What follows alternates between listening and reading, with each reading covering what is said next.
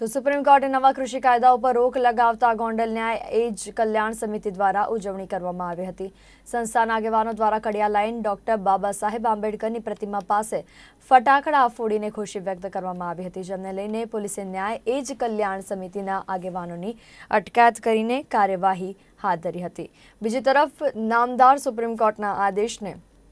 આવકારતા પોલીસે કાર્યકર્તાઓની અટકાયત કરતા આ બનાવ શહેરમાં ચર્ચાસ્પદ પણ બન્યો હતો।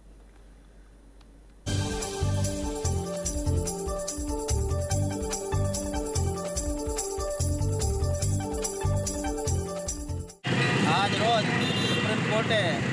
કૃષિ કાયદાને ઉપર જે પ્રતિબંધ લાગ્યો છે કાર્યવાહી કરવા ઉપર, એને આવકારીને અમે ગોંડલ ન્યાય કલ્યાણ ગ્રુપ અને સાથી મિત્રો મળીએ અને એ કાયદાના જે જજમેન્ટ છે એને આવકાર્યું છે અને આજે અમે આ કાર્યક્રમ આયોજિત